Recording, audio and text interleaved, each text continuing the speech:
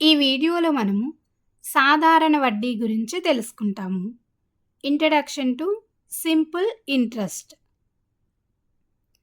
అయితే సాధారణ వడ్డీ అంటే ఏమిటో తెలుసుకోవడానికి ఇక్కడ మనం ఒక ఉదాహరణ చూద్దాం. శ్వేత మరియు లత అనే ఇద్దరు స్నేహితులు ఉన్నారు. దీంట్లో లతకు 10 రూపాయల అవసరం అనేది వచ్చింది, కానీ తన దగ్గర లేవు.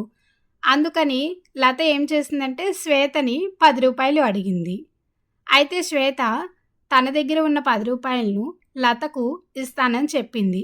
కానీ ఏం చెప్పింది అంటే తను ఇచ్చిన 10 రూపాయలతో పాటు అదనంగా 2 రూపాయలు చెల్లించాలి అని చెప్పింది.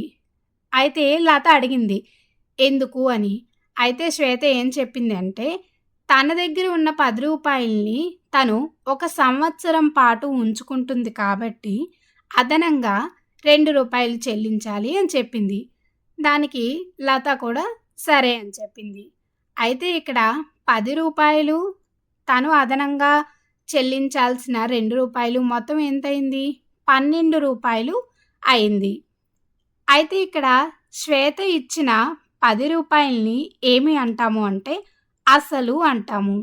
అసలుని ఇంగ్లీష్లో ప్రిన్సిపల్ అంటాము. అంటే అసలుని ఇంగ్లీష్లో ప్రిన్సిపల్ అంటాము. అదేవిధంగా ఇక్కడ తను అదనంగా చెల్లించమంది కదా 2 రూపాయలు, దీన్ని ఏమంటామంటే వడ్డీ అంటాము. దీన్ని ఇంగ్లీష్లో ఇంట్రెస్ట్ అంటాము. అయితే అసలు అంటే ఏమిటి అంటే అప్పుగా తీసుకున్న లేదా అప్పుగా ఇచ్చిన సొమ్ము. ఇక్కడ శ్వేత లతకు అప్పుగా ఇచ్చింది కాబట్టి ఈ 10 రూపాయలని మనం ఏమంటామంటే అసలు అంటాము. మరి ఇక్కడ వడ్డీ అనేది ఏమిటి అంటే అసలుకు అదనంగా చెల్లించే సొమ్మును. అంటే ఆ 10 రూపాయలు తీసుకున్న 10 రూపాయలు కాకుండా తను 2 రూపాయలు అదనంగా చెల్లించాలి కదా, ఈ అదనంగా చెల్లించే డబ్బునే మనము ఏమంటామంటే వడ్డీ అంటాము. అదేవిధంగా ఇక్కడ 12 రూపాయలు ఉంది కదా, దీన్ని ఏమంటాము అంటే మొత్తము అంటాము. ఇక్కడ మనము అసలుని అదేవిధంగా వడ్డీని ఈ రెండింటిని కలిపితే వచ్చే డబ్బునే మనము ఏమంటామంటే మొత్తము అంటాము. మొత్తం సొమ్ము లేదా మొత్తము అనవచ్చు. అయితే మొత్తాన్ని ఇంగ్లీష్లో టోటల్ అమౌంట్ లేదా అమౌంట్ అంటాం కాబట్టి దీన్ని మనం ఏగా రాసుకోవచ్చు.